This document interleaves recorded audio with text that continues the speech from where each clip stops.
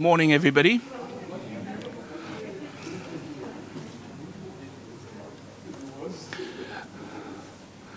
Good morning, everybody. It's wonderful seeing everybody here this morning. And if you are signing in this morning from the live stream, we'd like to welcome you too and pray that you enjoy our time together around a wonderful seminar that's being facilitated by Dr. Mike Houts.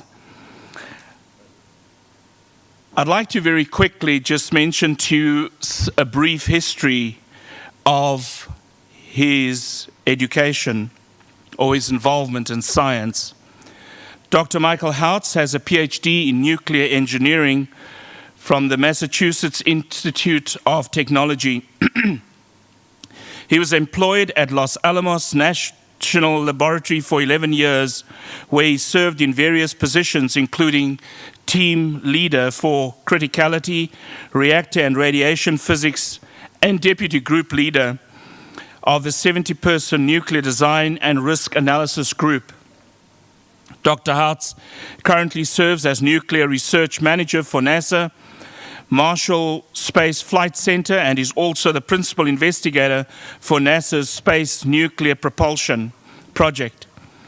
Recent awards include a NASA Distinguished Service Medal, a NASA Exceptional Service Medal, a NASA Exceptional Engineering Achievement Medal, and being selected as an Associate Fellow of the American Institutes of Aeronautics and Astronautics.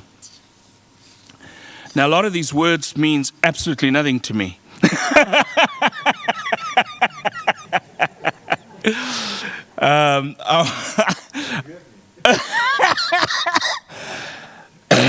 Oh man, I tell you something. I couldn't resist it. I have to translate. Okay, I'll speak in Afrikaans very quickly. Well, is wetenskaplike. Just some quick aspects we want to get out the way. Please remember, we are in a pandemic and we are obligated to adhere to the COVID protocols. I'm so grateful for the hard work by Ali and the team, my wife and my daughter Victoria.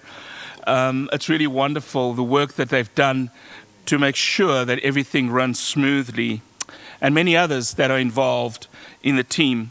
The first session will be from 10 till 11. The second, we'll have tea from 11 till 11:15. 11:15 till 12:30 will be our second session. And then we have a half an hour lunch from 12:30 till 1 o'clock. 1 o'clock till 2:30 is our last session. Mike, will that be okay for you? And then please, if you would, be so kind that we have streamlined our what you're going to be receiving for tea and so on. Please just follow the directions of the ladies, keep the distances healthy, and keep each other safe during these times. I'd also like to very briefly give over to Dorian Flynn, good friend of mine, if he would come and say some words of encouragement to you. And Dorian, will you open with a prayer for us? I thank the church for giving me an opportunity to preach tomorrow morning, and I'm looking forward to that, so I'm not going to take long, but Derek has so capably mentioned the qualifications that Mike has. Let me just say this too, that Mike has an evangelistic spirit. He has tremendous love for missions, and we've become good friends in the last few years. He is a deacon at the Madison Church of Christ. They have a little over 1,000 members. And he is a vital part of the mission committee there. So his passion to share Jesus Christ, and I don't know if he'll bring it up or not, but Mike was an atheist until he was 37 years old and then was baptized into Christ. And so he comes with more than just all of these credits, might I put, but he comes with a passion for someone that not only believes in the Creator, but has a tremendous relationship with the Creator. So I do want you to know that I know we'll end at 2:30, but if there's any of you that might want to ask some questions of Mike or whatever, that he is willing. And I'm not saying anything that he hasn't said. I'm willing to do whatever I can. Dear Heavenly Father, I'm so thankful for Brother Derek and for the tremendous communication him and I have had over these last few months, and for his willingness to put this together with the congregation here. But I appreciate him being the point man with all the protocols that are going on and all the situation that's so fluid that he was willing to make this happen. I'm thankful for the Belleville Church and for all it means to Cape Town and to your kingdom here. And we are thankful for the wonderful privilege that this family of God has given us. And so for everyone that is here, we are thankful for the knowledge that we are going to receive that will only make us stronger and better and draw us closer to you. In Jesus' name, amen.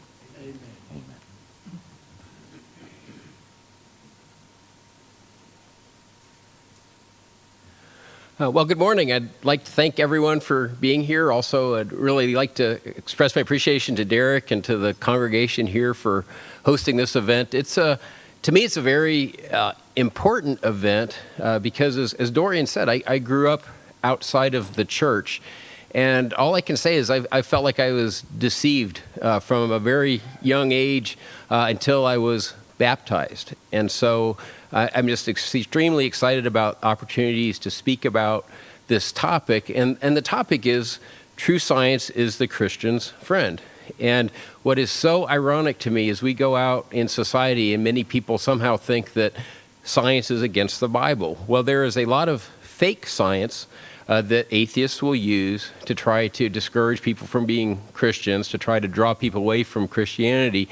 But when we just step back and look at true science, if we go into any amount of depth, we realize, no, true science is always consistent with the Bible. It always confirms the Bible. And so that's what we're going to try to talk about today. Again, I know we're scheduled to end at 2:30, but also, as Dorian said, we are happy to stay.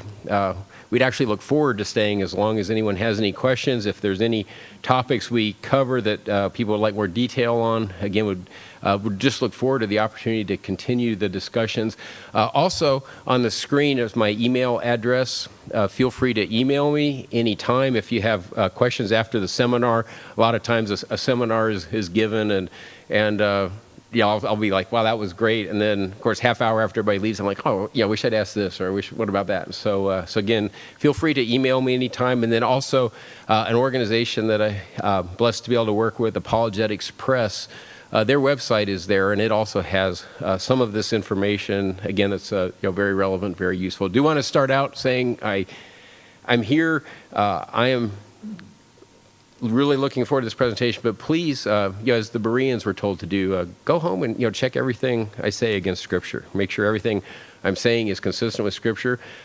Please, if you find something that isn't, let me know, because that is the last thing I want to be doing is teaching anything contrary to Scripture. Also, do want to make it clear, I'm not here, speaking as a NASA employee. I'm not here speaking as, I'm here as a Christian, trying to just communicate, and I want everybody to understand what's being said, and not just take it on, because, you heard somebody say it, but please, I want to make sure that everything's clear. So a lot of times I will just be saying, if any questions, any comments, I'll try to give people the opportunity to make sure, again, that this is all something that you can use to go evangelize with yourselves, that you're very comfortable using to evangelize.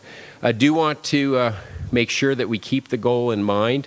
Ephesians 4:14 through 15. As a result, we are no longer to be children, tossed here and there by waves and carried about by every wind of doctrine, by the trickery of men, by craftiness and deceitful scheming. But speaking the truth in love, we are to grow up in all aspects into Him who is the head, even Christ. And so a lot of what we're going to be talking about are just some of the ways that Christians are unfortunately led astray by trickery of men, by craftiness and deceitful scheming. And so again, help not only help ourselves be able to resist that, but also, again, help us to be able to help others resist that. Also, Mark 12:29 through 31, Jesus answered, "The foremost is, Hear, O Israel, the Lord our God is one Lord, and you shall love the Lord your God with all your heart and with all your soul and with all your mind and with all your strength. The second is this, you shall love your neighbor as yourself. There is no other commandment greater than these." And so when we talk about loving our neighbor as ourselves, the best way we can love our neighbor is to encourage them to obey the gospel and encourage them to remain faithful. Anything else we do for our neighbor, it can be very kind, very loving, but it's nothing compared to what we do to help them be able to spend eternity with God. And so, again, when we're on this topic, sometimes, at least in the United States, if we're not careful, we slip into the mode of, hey, I just want to win this argument, and that's not what we're trying to do. Again, we're trying to speak the truth in love our neighbors as ourselves, and encourage people to obey the gospel and encourage them to remain faithful. So start out, just with this comment. Well, is atheism scientific? Because a lot of times out in the world, we hear the two terms are almost used interchangeably, and again, I think that's by design. There's this idea that somehow atheism is scientific, and if we want to be scientific, we have to be atheists, and nothing could be further from the truth. And what I mean by that is you step back and you think, okay, what does atheism require? Well, it basically requires that the universe and everything in it just made itself. And everything we know about true science goes against that idea. So it's really ironic. A lot of times we'll see this where something will be said and the opposite is what's actually true. Again, true science is the Christian's friend, the enemy of the atheist. God has given us tremendous evidence to put our faith in him. But again, he lets us make the choice. It's our decision. Romans 1:20, for since the creation of the world, his invisible attributes are clearly seen, being understood by the things that are made, even his eternal power and Godhead, so that they are without excuse. And so again, just from God's creation, just from looking around us, the one aspect of science that we'll be talking about today, we can know about God's eternal power and Godhead. And the more true science advances, to me at least, the more we are without excuse. Centuries ago, maybe we were so ignorant that we could, contemplate things. Well, maybe this just made itself. Now, it's true science has advanced to the point where we are as much without excuse as ever if we see God's creation and then we deny God. So I talked about how God gives us the choice about where to put our faith, and so this is the first idea that really wants to make sure this is clear to everybody. Is the fact that we can choose tells us how we should choose. And what I mean by that, well, I guess everybody go ahead and just raise one of your hands. Okay, great. Okay, so those of you, did you have a choice which hand to raise? Right, okay, so you had a choice. So I know it sounds silly, but yeah, of course you had a choice. Now, some of you chose to raise your right hand, some raised your left hand. Some of you don't trust me yet, so you didn't raise either hand because you didn't want me to call on you. Okay, that's fine. We'll get there. And so, but the point is if the atheists were right, the atheists will say, well, we don't have a soul. Say we don't have a spirit, we don't have a soul, and if all we were chemicals, you could not have made that choice. And the reason is if we were just chemicals, all we would be is a sophisticated chemical reaction. I mean, if you run the numbers, we would just be several thousand trillion atoms chemically reacting. And chemical reactions can't make choices. And so someone might say, oh yeah, but we're a very sophisticated chemical reaction. Well, that doesn't matter. You see the picture on the screen, we have a family around a campfire. That's a nice relaxing scene, but the point of that picture is even a log burning on a fire is a very sophisticated chemical reaction. We can take our best laboratory equipment, our best computer programs, we can measure everything about a piece of wood that we can, the texture, the composition, the moisture content, everything about that wood. And then we can also do a computer program that measures, how air is going to interact at certain temperatures, and take into account that heat's being added from the wood burning. All that, we cannot predict how a piece of wood is going to burn on a fire. Okay, so we cannot predict. If you put a log on a fire, you cannot predict how that's going to burn. Very sophisticated chemical reaction. But the question is, can the log choose where it's going to burn? No, of course not. Very sophisticated chemical reaction, it can't make a choice because it is just a chemical reaction. If we were just a chemical reaction, in other words, if God had not given us a soul, we would be the same way. We would not be able to make even a simple choice. And so we would be just like that log on a campfire. So if you're talking to somebody, a lot of times I'll give a lecture, and Sometimes I'll have an atheist come up afterwards. There's actually many of our universities, they actually have atheist clubs on campus. I mean, they'll give themselves a different title often, and we'll be talking and being very respectful and talking back and forth. But if usually the conversation's not necessarily going anywhere. So a few minutes into it, I'll say, well, be as polite as I can. I'll say, well, did you have a choice to be here tonight? And no matter how nice I try to be with that, they almost immediately think I'm saying, well, if you weren't going to agree with me, why did you come? And that's not what I meant at all. What I meant was, did you have a choice to be here tonight? And they'll almost always say, yeah, I could have done 1,000 other things. I chose to be here. And then you say, well, the fact that you could choose proves atheism's wrong. Because you have to have a soul to be able to make a choice. I've never had one of them disagree. I'm not saying they don't instantly want a Bible study, but at least it planted the seed. And I'm very patient. I'm not, I was the same way. So I'm not, I hope and pray that those people, it takes a long time. It takes years sometimes for a person to change their thinking, but at least plant the seed. And that's one of the things to try to do. So is anybody, does that make sense to anybody? Just that particular argument? Okay, great. Okay, you notice how I phrase that so I'd get positive feedback? If I said, did that make sense to everybody, then, but did that make sense to anybody? So, okay, so appreciate that. Okay, so that's one key point. The fact that we can choose tells us how we should choose. Now, Christians aren't the only ones that know this. This was a workshop. It was about 9 years ago, and it was called Moving Naturalism Forward. And so many of the leading atheists, the most vocal atheists, I should say that many atheists, how to phrase it, the media would make us think that atheists hate Christians, and that's not true. Most atheists, they'll notice that there's these strange people that for whatever reason are really nice to them, and that's why it's so important that we always behave like Christians, that we always speak the truth in love, that we do it, behave the way the Bible instructs us to.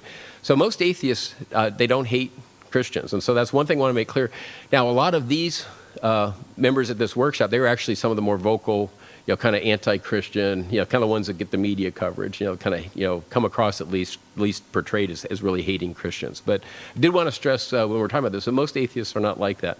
But this was a workshop, and so this is Francis Crick, very famous scientist, co-discoverer of DNA.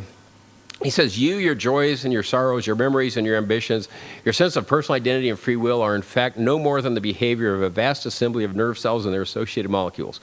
Who you are is nothing but a pack of neurons. Okay, so that was, again, very famous scientists make that quote. Now, so here's another point we want to make. Is that statement scientific? Yeah, nothing to do with science. So it's religious. And so you see an individual using his scientific credentials to promote his religion. And so that's one of the reasons I say, God's blessed me with a fantastic career, but I want to make sure everything I say, check it against the Bible, make sure it just makes sense. I mean, really think. But you will see a lot of atheists do have scientific credentials. And so when we look at what their statements are, we have to look at, are they speaking as a scientist or are they speaking as an atheist? And so obviously in this case, he's speaking as an atheist, but what's interesting is he's confirming our point, and that's why this is such an effective just point to make with somebody. If you're really trying to get them to open their mind, to consider the Bible, to consider where they are putting their faith. So he's saying essentially you're nothing but a pack of neurons, in other words, no spirit, no soul. Then the article goes on, this was in the Weekly Standard. Again, I guess the article was actually published about 8 years ago. It says, this view is the naturalism that the workshoppers in the Berkshires are trying to move forward. Naturalism, also called materialism, the view that only matter exists, or reductionism, the view that all life from tables to daydreams is ultimately reducible to pure physics, or determinism, the view that every phenomenon, including our own actions, is determined by a pre-existing cause, which was itself determined by another cause, and so on, back to the Big Bang. Okay, so you have to get their whole worldview. They believe in the Big Bang. We'll talk about this afternoon. We've known the Big Bang doesn't work for probably 40 years now, and so we'll try to spend some time, just again giving you some ways to talk to people about it. But they even go as far as saying that the fact that you're here today, you're sitting in the chair you're sitting in, you've done whatever you did this morning, that if they had a big enough computer, they could have predicted that all the way back to the Big Bang. Because everything is just purely physics. And so it's kind of strange. And there's a lot of strange things, again, that we'll try to cover today. And then this was another one of the members there. He said, I won't read this whole quote to you, but what he's basically saying is, he agrees that we don't have free will. He talks about, while it's true that materialism tells us that a human being is nothing more than a moist robot, and talks about if we repeatedly tell folks that their sense of free will or belief in objective morality is essentially an illusion. So what he's saying is, he's saying, again, you don't have any free will, you don't have there's no objective morality. But then it's interesting, he goes on to say, but that would destroy civilization. And so they believe this, because they have to. If they don't want to believe in God, they know that we can't have any free will, can't make choices. But they also know if they actually convince us of that, that could destroy civilization. Because you think about it, I could go and rob a bank and get in front of the judge and say, wow, I don't know what was wrong with my chemicals that day, but they just, and so they're really in this strange position. And so in this case, so they have things that they'll call it. They'll say like, you have deterministic free will. But again, that's this deceitful scheming, trickery, craftiness, because you say, oh, okay, that's nice. What's deterministic free will? And it's exactly this. Well, you just think you have free will, but you really don't. So just this first section, we all know we have free will. Only God can give us free will. And that's because it takes God to give us a soul. So the fact that we can make even a simple choice proves the existence of God. But also point out, if we're talking to someone and they they don't believe in God, or they're not sure what they believe, they can go on the internet and they'll find the same thing, that if there wasn't a God, we could not have free will. So it's a useful potential topic. Any questions or comments what we've talked about so far? Okay, no, thank you. I appreciate that. Okay, now the other one is then we have this whole need. We're making our choices. We need to stay focused on eternity. And so, when we have free will, we can make choices. And this is, of course, Matthew 16:26 says, "For what profit is it to a man if he gains the whole world and loses his own soul? Or what will a man give in exchange for his soul?" And so, one of the things, of course, eternity is completely outside the dimension of time.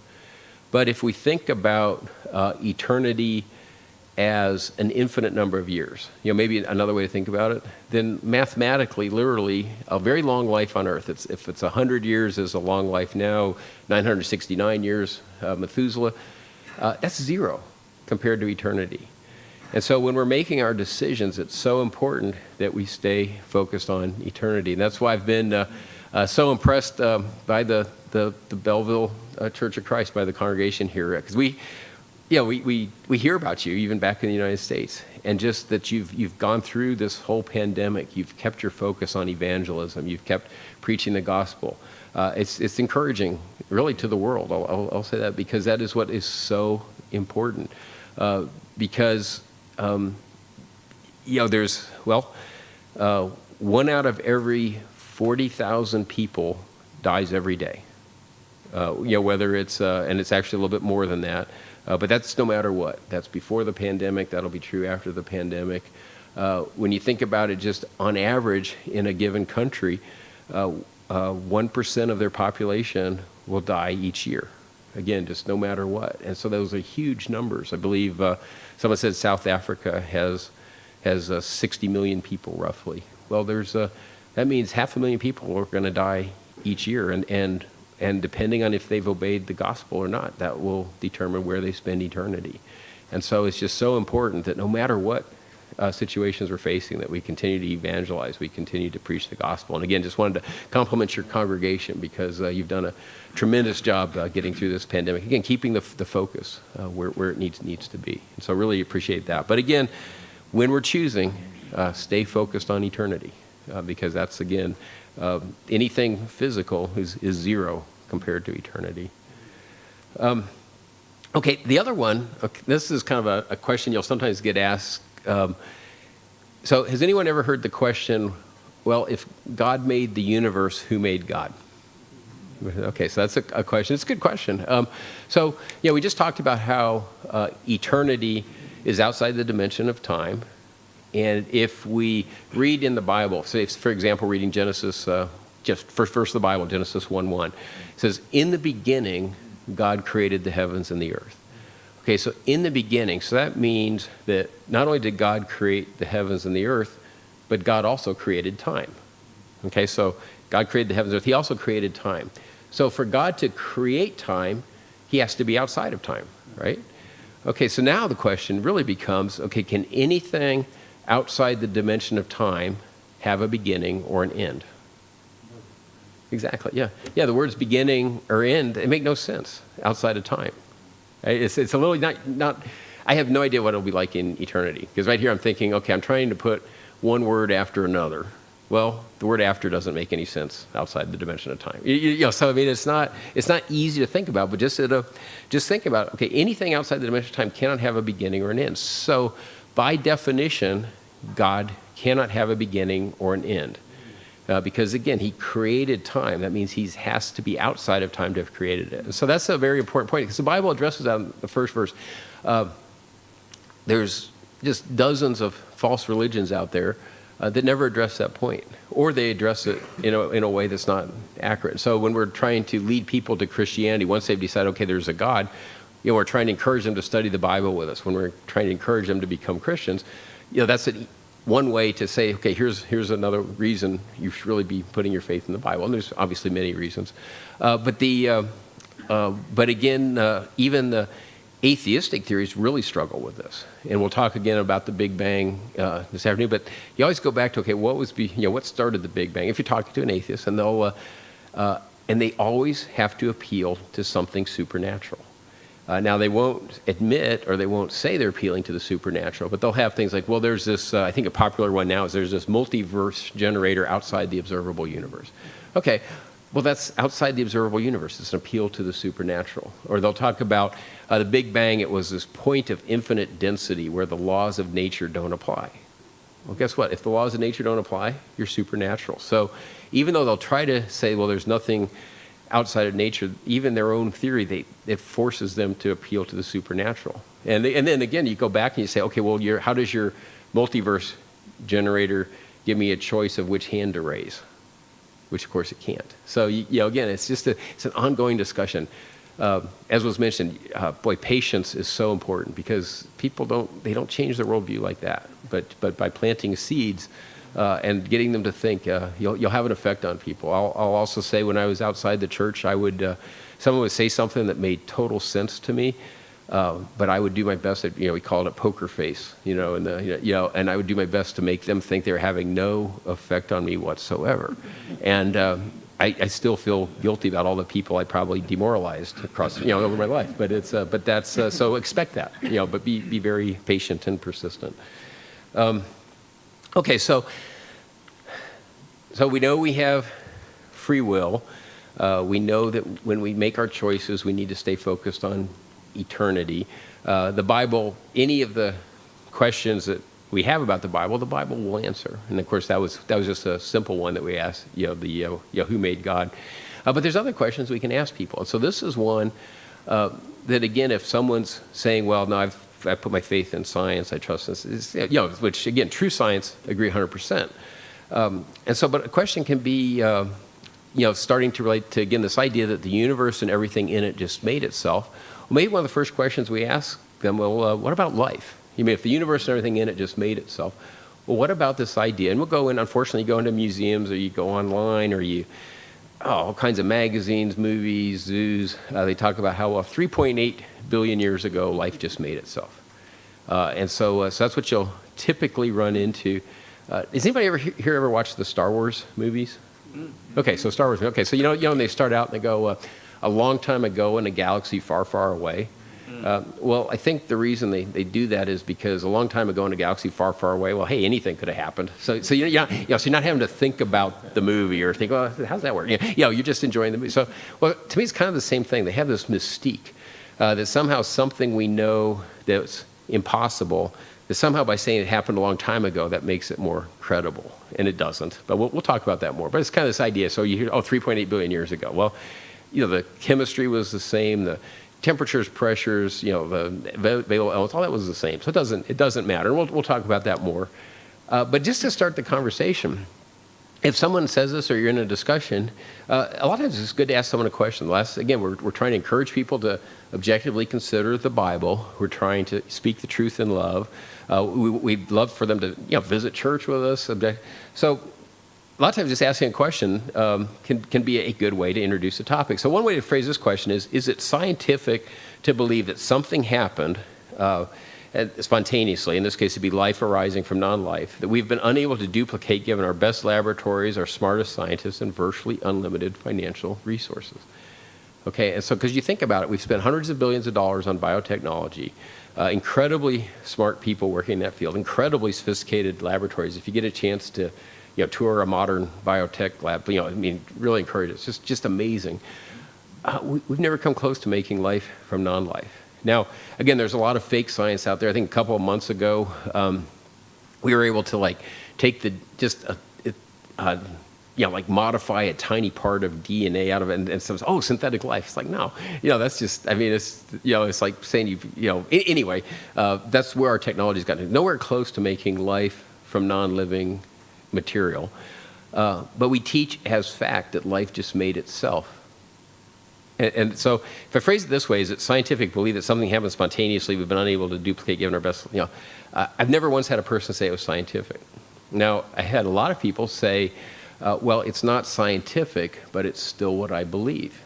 And so it'd be easy to walk away kind of discouraged, but actually that's huge, because now all of a sudden they've just realized that where they've chosen to put their faith, their religion is not scientific. And they can choose to believe that. One analogy often used is, this computer screen here, or the computers back there, or the cars in the parking lot, or the airplanes. Those are incredibly sophisticated. And God has given us the creativity and the intelligence to be able to make things like that. In other words, we can make computers, we can make cars, we can make airplanes. But if someone said that those just made themselves, would we give them any credibility at all? In other words, if we drove up, we've got a really nice rental car we're driving around, and if we drove up and someone said, hey, that's a nice rental car, and where'd you get it? I said, oh, it was amazing. We landed, and then there was this big dust storm, and then all of a sudden, wow, there was the car, and Dorian hopped in and drove. You'd either call the police or call a psychologist. It's not, because we'd know that it just made no sense whatsoever. But that car is nothing compared to the simplest life. We talk about bacteria being the simplest life, but mosquitoes sometimes people can relate to better. We can't come anywhere close to making something like a mosquito. But we teach as fact to our children, in many public schools at least, many public schools will teach as fact that they just made themselves. And so it goes against everything we know about science. And so it's much less credible than saying that, again, like an airplane could make itself. Because we can make airplanes. We can't make a mosquito. We can't make a bacteria. Nowhere close. So that's a good conversation starter again. But again, one way to start is just kind of along the lines of is it scientific? Now sometimes people will say, well, I know we can't make life yet, but I think 100 years from now we'll be able to make life. Okay, and so usually. Then you're almost at an impasse. I can say, well, I don't think we'll be able to make life. And they'll say, I think we'll be able to make life. But then you start thinking about, okay, what is their argument? Basically what they're saying is, if we ever, after trillions of dollars spent on biotechnology with smartest people, best labs, we succeeded in making life, that would prove life just made itself. So that's also absurd. It's, again, that if that were true, I don't think we'll ever make life. But if we did, someone will probably claim they have. They do every few years, and then you look at it, and it's like, no, they didn't do anything. But even if society got convinced, that would just be like saying, hey, we can make airplanes. So that proves airplanes just make themselves, right? Again, it wouldn't make any sense. So this is a good conversation. And you'll talk about several of these, but this is one that's pretty easy if you're getting a conversation. Again, the whole goal is to get someone to study the Bible with you, or get them, be able to invite them to church, just to open their minds a little bit, because I'm not sure who has grown up in the church and who hasn't, but if someone grows up outside the church, it's really hard for them to make this change, and so you never know what's going to click. And so this is just another example of something we could try. Now, ignorance is the friend of the atheist, and when I say ignorance, it doesn't mean they're not smart or they're dumb. It just means they just didn't know. And so I'll give one example because we'll see, especially like our ignorance related to the universe right now and some other topics. But ignorance, friend of the atheist, this was from a book, it's almost 150 years old now. It was called History of Creation. It was written by a famous German scientist, Ernst Haeckel, and he was trying to develop an alternative to the book of Genesis. And so he actually hit on this problem right away. In other words, he knew even then that for his idea of something, some kind of a godless religion, atheism or whatever, that he had to come up with an explanation for where life came from. And so it's interesting, this quote says, during late years we have become acquainted with Monera, organisms which are in fact not composed of any organs at all, but consist entirely of shapeless, simple, homogeneous matter. The entire body of one of these Monera during life is nothing more than a shapeless, mobile, little lump of mucus or slime, consisting of an albuminous combination of carbon. Simpler or more imperfect organisms we cannot possibly conceive. So he's trying to say, hey, I found this simple life, okay? Now, it turns out this is all fake. I mean, not fake. It is wrong, because I don't think he knew he was faking it at the time. So this is all wrong. But it's interesting, boy, if you read that, and you look at the eloquence, and you look at just how it's expressed, kind of their writing skills. It's really impressive. We have become acquainted with, talks about, just very, very well phrased. So that in itself makes it convincing to some people. And so that's why when we're looking at teaching, we'll have some of Darwin's quotes later on. We're looking at those kinds of teachings, have to be very careful not to be just kind of carried away, again, trickery, deceitfulness, craftiness, by how the person is saying something. We need to really look at what they're saying. Does it make any sense? And so he goes on, he gives a list of all of these Monera that he's, he thought he had found. Talks about other scientists that thought they had found Monera. But in 1875, so literally 2 years after he published his book, people knew this was wrong. And what it turned out was, a lot of you had chemistry class, and if you can mix certain chemicals, and if you precipitate out, if you do a precipitation reaction, a lot of times in the form of, in the process of things precipitating out, during that time, you'll actually can kind of see movement, in the, in the liquid. And so they figured out that's what it was. He had not found any life. And you'll notice he even had photographic plates of his Monera. That's with the plate, with the X over it. That's even in his book. And so they found out that it was literally just amorphous gypsum precipitated out of seawater by alcohol. So they knew it was totally wrong. Okay, so you had the ignorance, and you can give him credit that he was just ignorant when he published that book. And then they had the true science advanced, and it showed that it was wrong in 2 years. And you think, okay, so that's part of our increased knowledge, part of science advancing. And that would have been fine, except for 50 years they continued to teach it as fact.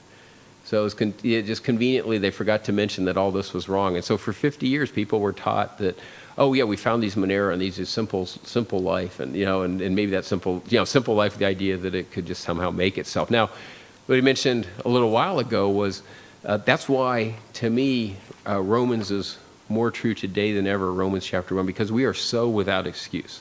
You could, he was trying to deny God. There's no excuse for that, but he was ignorant. But now we know so much about life. We know so much about God's creation from true science that if we deny God, we are really, really without excuse.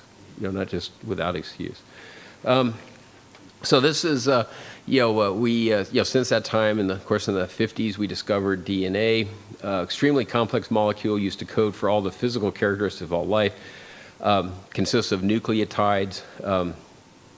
We know that those nucleotides can't randomly assemble themselves into something useful. And we won't have time today, but if you get a chance to just look into DNA, I mean, we used to think it was just it's like 3 billion nucleotide pairs long, and we used to think it was just red, like you'd read in an encyclopedia. Well, it turns out now how the DNA folds. Once it folds, it can be read across the fold. It can be read by skipping letters. It can be read backwards. I mean, just the amount of information that just the information storage capability of DNA itself is just proves beyond a shadow of a doubt, God and God's design, because it's more sophisticated than any information storage system we've ever been able to create. But But one of the ideas was, when they were first confronted with this molecule that's actually much more complicated again than we originally thought, was, well, okay, but maybe given just infinite time, maybe just given, again, this 3.8 billion years, or 20 billion years, however, whatever the atheist wants to say the age of the universe, maybe it could have just made itself. Okay, and so well, let's look at, again, it's very eloquently phrased. This was Thomas Huxley. It was all the way back in 1860, but he says that given 6 monkeys, 6 typewriters, and unlimited time, the monkeys would eventually type all the books in the British Library. Okay, so again, it's entertaining reading, because what do you guys all visualize? These monkeys sitting there, and they're just hitting keys, and they got these typewriters, and eventually they're going to type all the books in the British Library. So it's great visual, very literarily, that's a word, but very, it's very effective. Very kind of a very just colorful way of expressing things. Well, let's look and see. Is that at all practical? In other words, does that make any sense? So what I want you to think about is just think about having a very, very simple typewriter. No uppercase, no lowercase, no punctuation, no space bar. It's just 26 letters. Okay, so just 26 letters of the English alphabet, and you got your monkeys, and they're just sitting there typing away on their typewriter. Well, what would be the odds of the monkey hitting a W? Okay, well, the odds of hitting a W, if there's 26 keys, well, it's just 1 in 26. So you have a 1 in 26 chance of hitting a W. What would be, so you think, okay, what would be the chance of hitting a W followed by an E? We have a 1 in 26 chance of hitting a W, and then a 1 in 26 chance of hitting an E. So the odds are 1 in 676. Okay, now, okay, so that's we. Now, what would be the odds of typing W-E-A-R-E? Well, it's 1 in 26 times 1 in 26 times 1 in 26 times 1 in 26 times 1 in 26. So now you're at 1 in 11,881,376. Okay, so that's getting pretty low. Just type in we are. Now, we are a bunch of monkeys. Okay, so wow. Okay, so that's not, so that's 1 in 1.99. That's basically, think of it as 2 followed by 28 zeros. Okay, so you had to go to scientific notation. I'll show you what that looks like on the next slide. But we had to shift to scientific notation because the odds of typing "we are a bunch of monkeys," just think of it as 1 in 2 followed by 28 zeros. Okay, so like a billion has what, 9 zeros, a trillion has 12 zeros. So this is just 1, and so wow. So those monkeys probably aren't even going to type "we are a bunch of monkeys." Okay, now, if you wanted to type, we are a bunch of monkeys trying to type something that makes sense, it's not working yet, but maybe given infinite time. Okay, now, you're looking at 1 in 6.89 times 10 to the 135th. And so that's what that looks like. And so again, it was very colorfully written. People said, okay, maybe lots of time, anything can happen. Well, it's not applicable. It just doesn't work. You can run the numbers. And so again, time doesn't help. And so that's kind of at one level of discussion. Now, you can get into more technical detail. This would be, some of the biology textbooks, again, at least in the United States, they used to push what was the Miller-Urey experiment. It was just an experiment done in the 50s, and it showed that these building blocks could make themselves. But it's really funny. It'd be just like, it's just like a basic chemical reaction. It's something you'd predict from chemistry. But they did this experiment, where they made some, and they tried to say that could be a random experiment. But then, but that's since fallen out of favor. It was interesting. I had a biology textbook that I used in college and a biology textbook that my daughter used in college.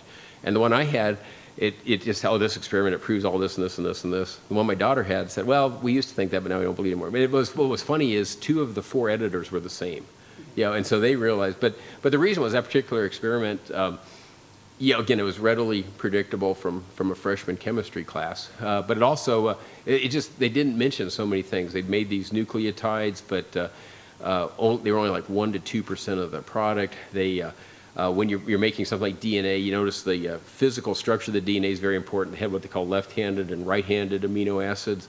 Or not amino acids, and that's nucleotides. In DNA, all the nucleotides have to be right-handed, and proteins, all the amino acids have to be left-handed. So they left all this stuff out. If you're in a watery environment, which the atheists used to propose for maybe that's how these amino acids could strain together, they break apart. And so then you can read some of these numbers. It's like just the smallest protein, 70 amino acids long, 1 in 1 followed by 140 zero chance of that. existing in a watery environment. So anyway, had all of these reasons again where they knew that experiment was wrong. So and again, just mention these briefly in case you hear someone say, well, what about this experiment? What about that? Look into it. True science is the Christian's friend.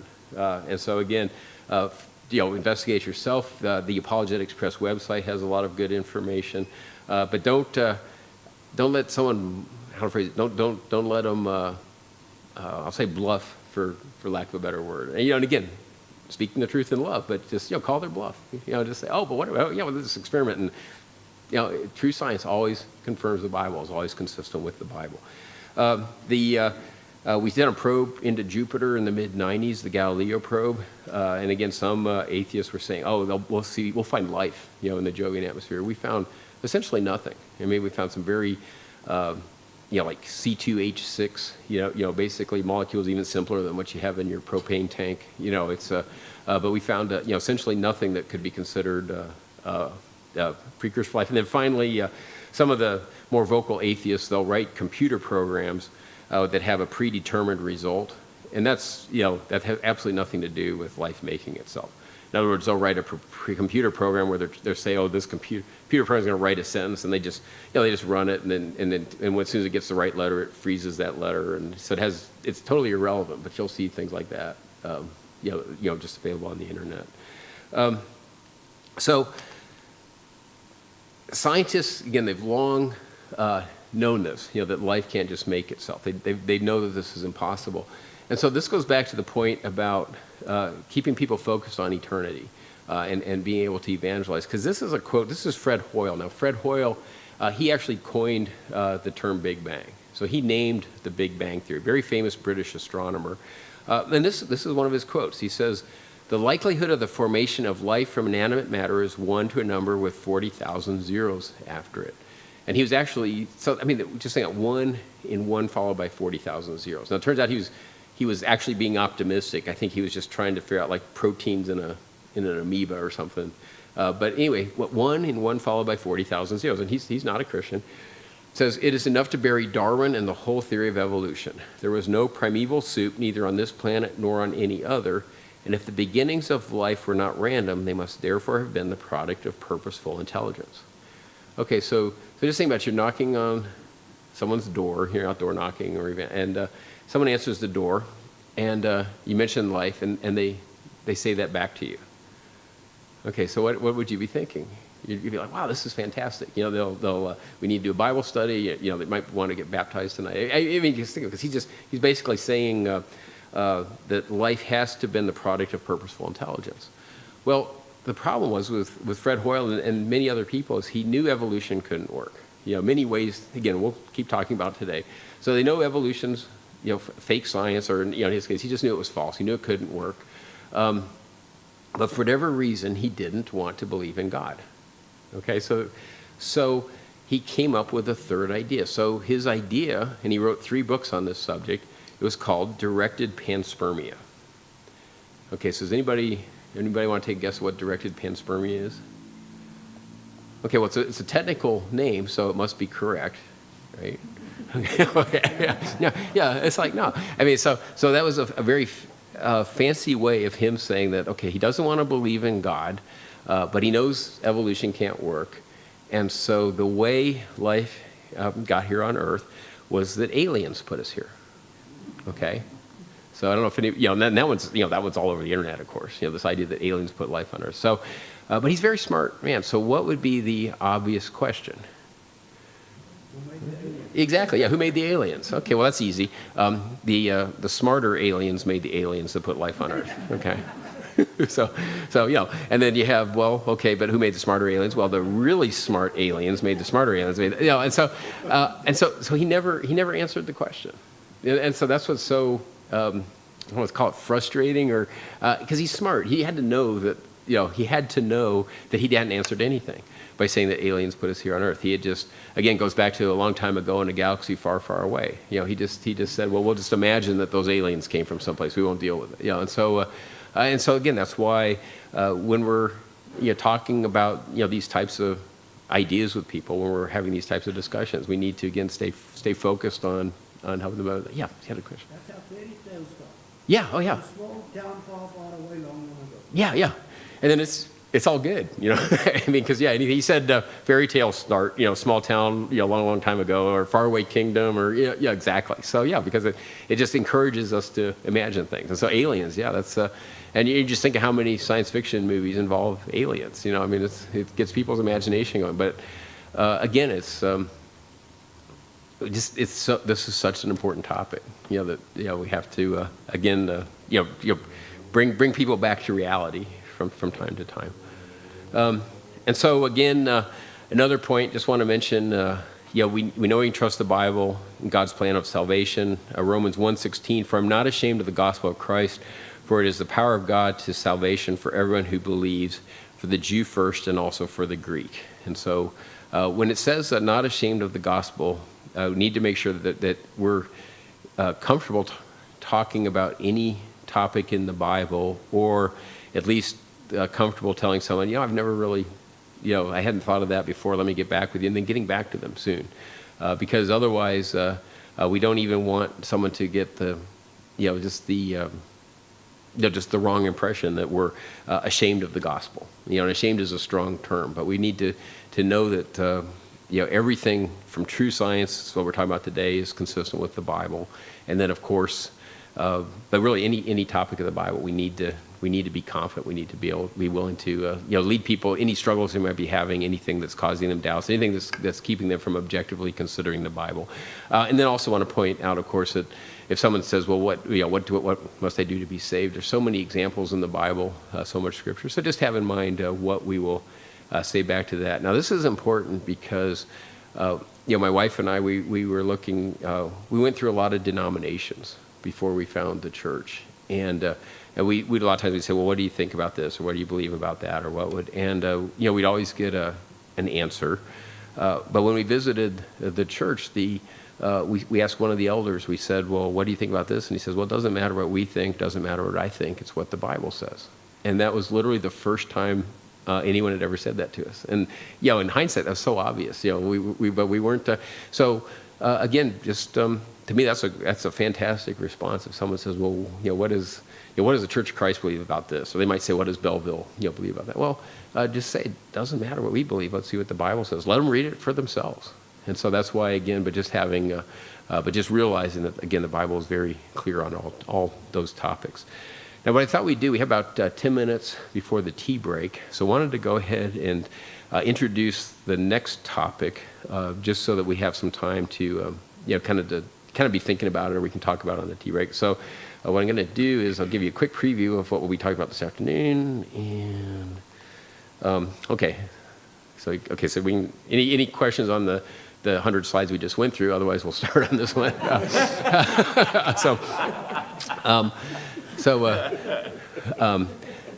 But what I want to talk about now is the idea that this is a true science in the genome, okay? And so, because you think about, okay, so now supposedly, you work through the whole thing, so supposedly life made itself. And so they usually say this bacteria or somehow this cell, which again, we know is more complicated than an airplane. Well, supposedly it just made itself. But then the idea is, okay, so now with mutations and natural selection, somehow that bacteria turned itself into all the other life that we see around us today. Okay, well, as true science has advanced, we now know that's not true either. So you start to see the trend here. We used to think there was a simple life, Ernst Haeckel, it just made itself, and then we figure out, no, life's more complicated than anything people have made. So we know life can't make itself. Well, now there's this idea that mutations and natural selection somehow turned this bacteria into all the life that we see around us. And so one way I'd like to think about that is, God uses the DNA molecule to code for the physical characteristics in life. And so we have DNA as people, but there's DNA in plants. There's DNA in animals. That's the molecule that God uses to code for our physical characteristics. And so the DNA and even a bacteria is very complex. Again, we can't make it. We're trying to copy it now. We're trying to make little changes to it now. So God's given us pretty impressive capability. We can't. And so but the information, in other words, the information needed to make the physical characteristic of a bacteria, it's a lot of information. but it's very small compared to the information needed to make, say, a plant or a person. And so the idea is, okay, where does that information come from? So maybe a way to think about that is say someone asks you to write a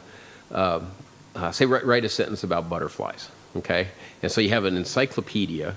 They give you an encyclopedia, and they ask you to write a sentence about butterflies. Okay, well, that's a lot of schools, second or third grade, they're trying to get kids used to using encyclopedias, and so they go and they look under the bees, and there's butterflies, and they read this whole thing on butterflies, and they write a sentence about it. Okay, so that's pretty easy. It's important to know how to do that because you had all of this information available, and you're just selecting the information you wanted, the butterflies, and then you write your sentence about butterflies. So that's the creation model. That's the biblical model. In other words, when we go through Genesis 1 and 2, God is creating the animals, the kinds of animals. We know that they had tremendous genetic information in them. So we now know, for example, that a single pair of dogs, and this is, Christians and atheists agree on this, single pair of dogs can have the genetic information to make all of the different breeds of dogs that we see today. So from a biblical perspective, the pair of dogs that came off of Noah's Ark, well, within their DNA was the genetic information for all the breeds of dogs we see. Everything from a Chihuahua up to a Great Dane, that genetic information. And we know that's how incredible DNA is. You can have that kind of diversity in DNA. We from true science, we know that we all descended from a single man and a single woman. It's not just the DNA knowing that is possible, but now we can study mitochondrial DNA, we can study the Y chromosome. That points to us all descending from a single man, single woman. 50 years ago, 100 years ago, that was said to be impossible because we all look different. But now we know not only is it possible, but we have evidence that that's exactly what happened. Again, true science catching up with the Bible. And so, okay, so from a biblical perspective, it makes total sense. The original perfect creation had all of this genetic information in the DNA. But what's the alternative? Okay, well, if you want, would be what the atheists will say, what the evolutionists will say, well, somehow this bacteria made itself, and we had mutations in natural selection that added information. Well, we've never seen that. And it'd be analogous to giving the second grader a sentence about butterflies and saying, okay, now write the entire encyclopedia. Okay, so you see the difference? I got the entire encyclopedia, as the Bible describes in the book of Genesis. Real easy to write a sentence about butterflies. But I'm starting out with a sentence of butterflies. How am I going to write the encyclopedia? Where's the information come from? And so we'll go through several examples. I will point out that every example for evolution in every museum or every textbook has nothing to do with evolution. It either has nothing to do with evolution or it's the opposite of evolution. Okay, and so that's an important point is we'll see these discussions. And what's really ironic to me is you'll read in a textbook and someone says, oh, here's an example of evolution, and it's showing the opposite of evolution. And so the way I'm defining that is evolution requires new genetic information to be created. Okay, again, you're turning this bacteria into an animal or something. Okay, so the opposite of evolution is when genetic information is lost. And so many times someone will say, here's an example of evolution, and it was a loss of genetic information. And so when I say it's the opposite of evolution, that's what I mean, is because evolution, again, requires genetic information to be created. And so I can't use genetic information being lost as an example. And that's why, at bottom bullet there, microevolution, you try to, how to phrase it? I'll just say, to me, I think it's just an intentionally deceptive term. Because you'll have people talk about microevolution and people talk about macroevolution. Well, the examples given for microevolution, they're either information neutral. In other words, no new information created, which again has nothing to do with evolution. It's just the same amount of information. But a lot of times it's the opposite of evolution. It's a loss of information. And so when because you think about, again, linguistically, we talked about craftiness, trickery, deceitful scheme. So linguistically, what do you think if you have micro, and then you had micro for millions of years, what would you think could happen? Well, you think macro, right? And so that's why I think it's deceptive, because they get us thinking, okay, we see microevolution here and here and here and here. And so maybe, millions of years for microevolution can turn to macroevolution, but it's going the wrong direction. microevolution either does nothing, but most of the examples for microevolution, it's an actual loss of information. And so I'll end with, I like to do analogies. So I'll end with end this session with a financial analogy, and then we'll take a break, and then we'll continue on with this discussion. But so microevolution, again, you lose a little information every time you have microevolution. Sometimes it's neutral, but usually it's a loss. Macroevolution requires information to be created. Okay, so suppose you were at, I don't know if you guys do you have investment seminars ever? People come to Cape Town? Basically an investment seminar, the idea the speaker gets up here and says, hey, I got this great idea. And if you give me all your money, I'll make us all rich, okay? okay. And so anyways, you see those every now and then. And so suppose you were, you went to one of these investment seminars, and the speaker said, got this great idea. What we're going to do is we're going to make machines, and every time we make a machine, or every time we sell a machine, we're going to lose a rand. But don't worry, we're going to make it up in volume. Okay. yeah, exactly. Hopefully you're heading for the door, And so, but that's basically what's happening. You can't make money by losing a little bit of money at a time. You can't make new genetic information by losing a little bit of genetic information at a time. And so that's the difference between microevolution and macroevolution. Microevolution, you're losing genetic information. A lot of times it's just a little at a time. So it has nothing to do with macroevolution. And so that's why, again, I think it's intentionally a deceptive term. So let's take a few-minute break. I'll be up here if anyone has any questions or discussions, and then I think we'll get back together in about 15 minutes or so. Thank you.